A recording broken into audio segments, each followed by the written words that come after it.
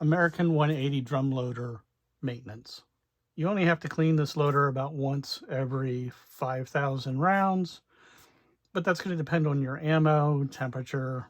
What you usually have happen is just a lot of wax buildup, either on the belt and or on the plate in the hopper. So we'll go through taking the plate out to clean it. First of all, remove these two thumb screws. They hold the pusher assembly.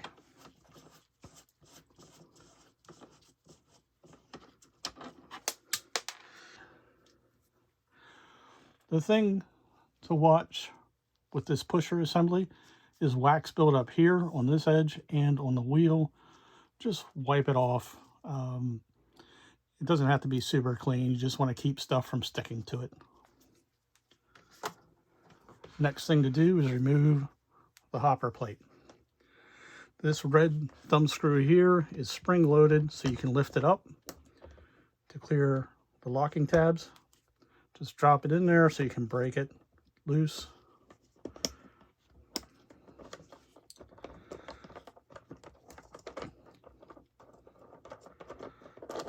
Set this to the side. Plate comes out. Wax on top of here isn't generally a problem. In fact, you probably want a little bit of wax because when the plate rotates, it'll pick up the ammunition and help keep it from just hanging there in the bottom of the hopper. It'll actually make loading go a little bit faster. But the wax that is a problem is the stuff that builds up on this edge and this edge. You just want to get all that crud out of there. That's the critical areas. Also, while you're in here, check and make sure there is no debris on this laser transceiver. That works with this bar coating on the bottom of the plate for your jam detection. If something blocks that, you know, a leaf or whatever, it's likely going to cause some issues for you. Also, since you've got it apart, check the motor screws, make sure they're still snug. You don't have to crank them down. You just want them good and snug. And if needed, you can use this gauge to set the coupler height. This coupler height is critical, and this gauge is included with the loader. Once you have done that, check for any debris in the hopper itself. There's a bit of a wax groove right here. Just, again, get the wax out of there. You'll probably see some wax buildup up here as well. And make sure you don't have any debris hanging down here in the bottom. You got two holes to let small things out.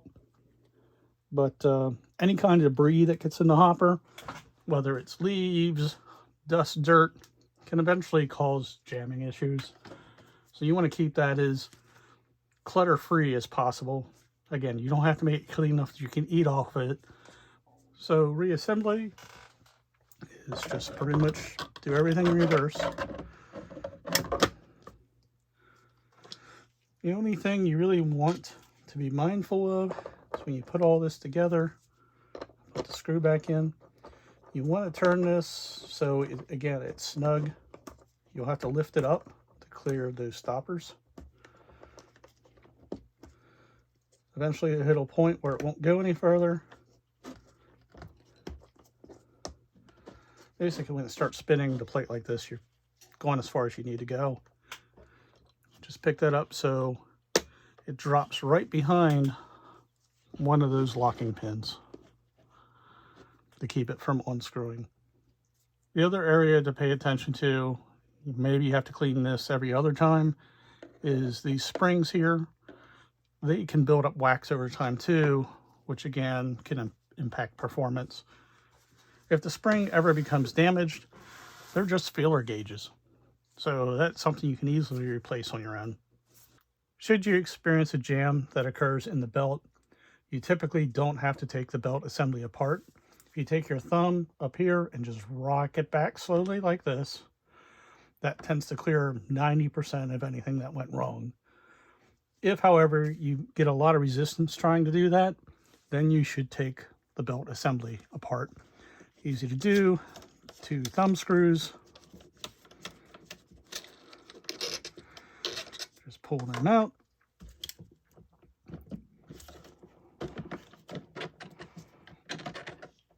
And here's your belt. Also, cleaning and maintaining the belt. When it gets really gummed up with wax and the ammunition starts sticking to it, that's when you need to clean the belt. It can look dirty, but as long as the ammo is not sticking, you're in pretty good shape. This coupler here just floats, so there's no alignment that needs to happen with that. Brass coupler. To reassemble the belt, you want this cutout here for the rim of the 22 to always be on the left when you reassemble. If it is not, it will become a pain. It will become a jam-o-matic. The loader won't be happy. So it definitely has to be the correct orientation. And reassembly, just line it all up and get everything lined. It'll snap back together. And then use the thumb screws to tighten everything up. Again, doesn't need to be really tight. You're just trying to keep things from falling apart. And that's the belt maintenance. Changing the drum plate. Remove these 4 screws.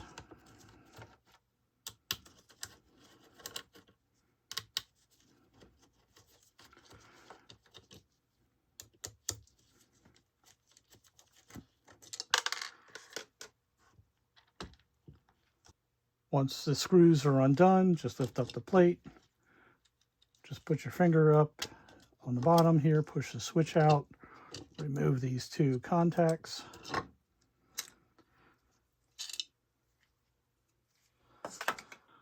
Put the plate in that you want, whether it's P or M.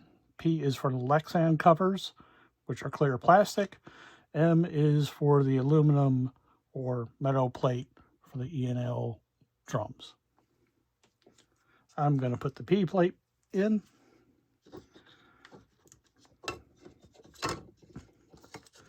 Note the switch has 1 terminal bent over. That's not one you connect to. Reconnect the wires. Occasionally these may need to be kind of crimped back down to tighten them up. Make sure the teeth align here.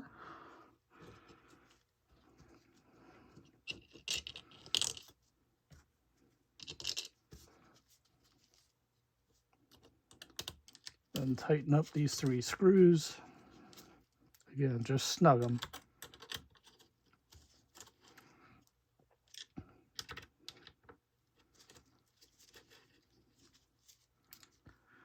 This is a 2mm Allen key.